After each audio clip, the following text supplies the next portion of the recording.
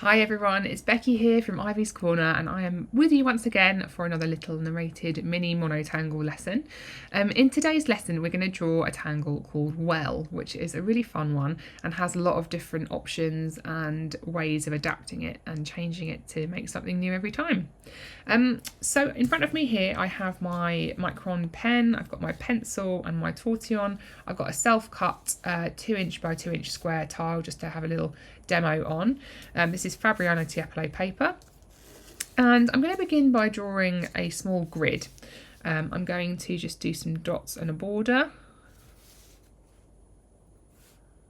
like so, and then just lightly join those together.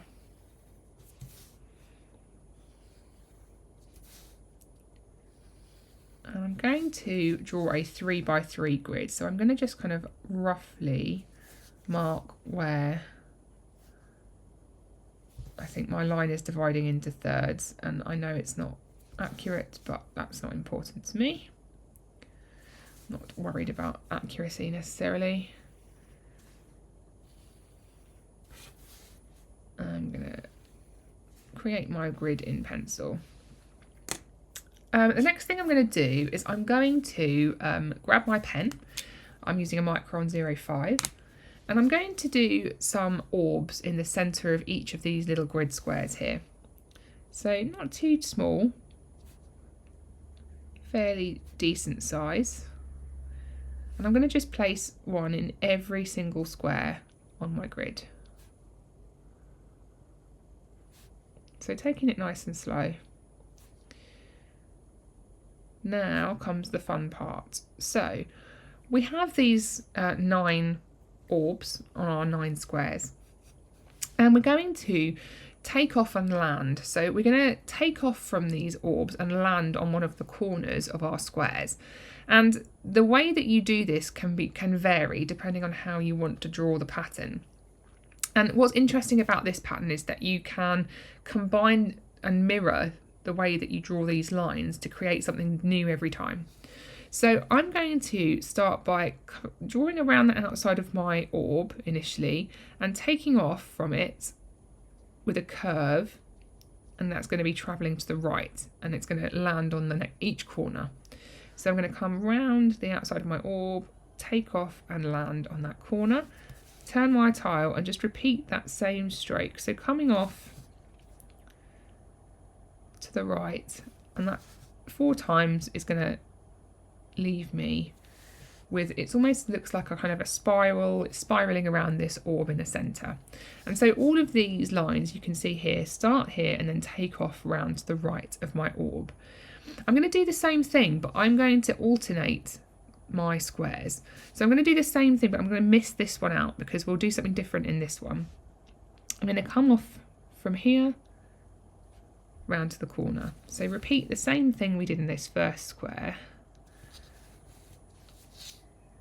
like so. And I'm going to do the same thing in the central one, joining up here.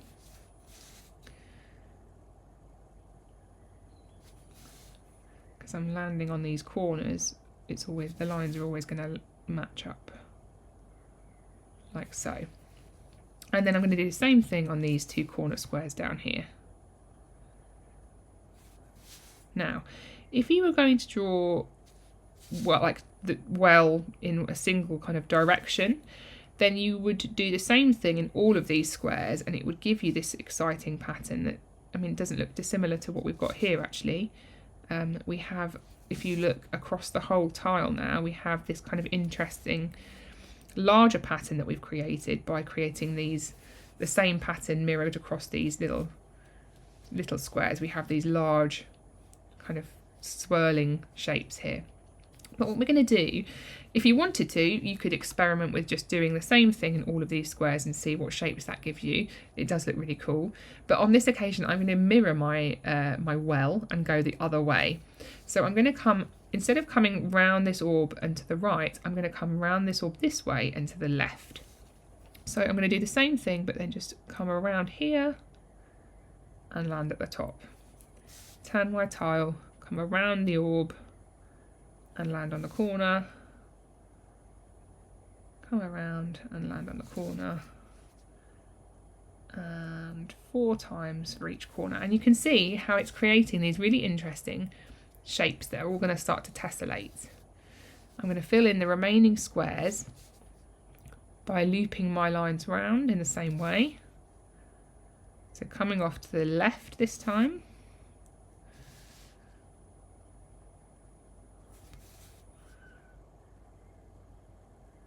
Like so.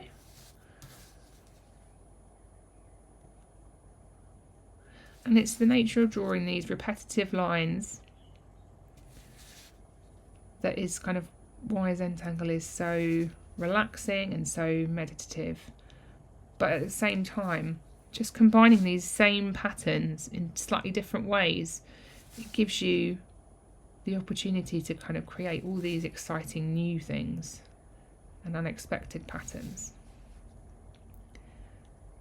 So you can see I've created this really interesting tessellating shape, these tessellating shapes, just by mirroring the same pattern across a grid of 9 squares.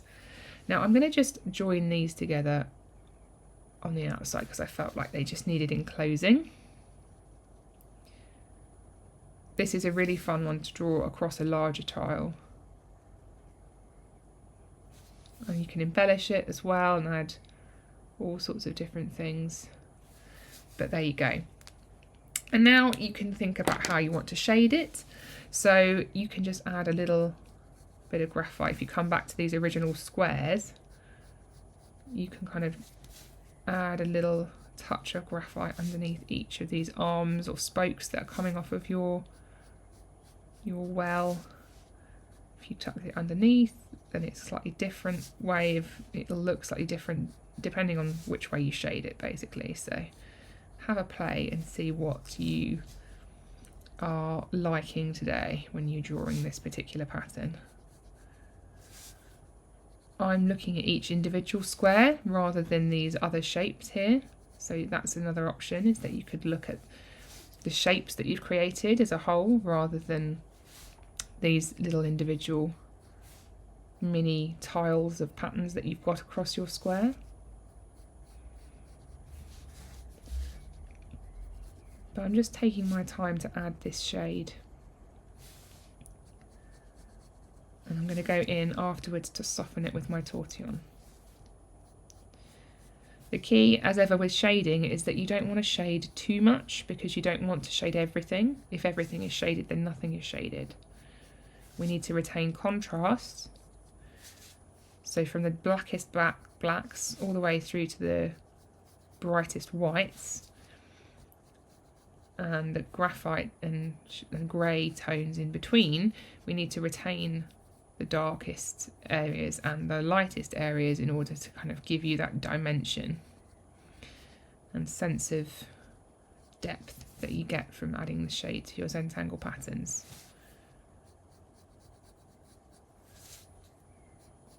So that, I think, is everything. I'm going to pick up my tortillon and just begin to blend or soften the graphite that I've placed. I'm just looking at the individual squares one at a time. And as you start to do that, you're building this larger pattern across the whole tile. And it's interesting, when you start to look at it more intently, you can see other patterns emerging. So I'm just, initially when I started looking at this, I was seeing this kind of, this almost like a fleur-de-lis maybe sort of shape that's appearing and tessellates across the whole tile. But if you then look at it larger, you have this kind of 4-pointed curvy square with this one in the middle. It's really interesting how your brain starts to see different things the longer you look at it, I think.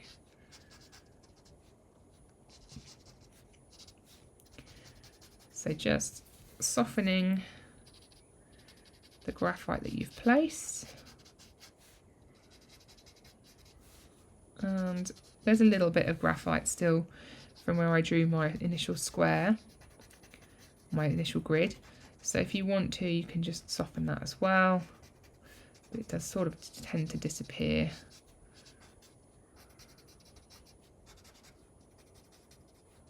Nearly done with my shading. And there you have it. That is one version of Well, and you can have a go at some other versions and see which you like to draw the best, which ones you enjoy the most, and incorporate them into your next tiles. I hope you enjoyed that. Thank you so much for watching, and I will see you next time. Don't forget to like and subscribe to my channel. You can sign up for my mailing list in the link in the description as well, and I'll let you know what's new in the world of Ivy's Corner. Thanks so much for watching, and I'll see you next time.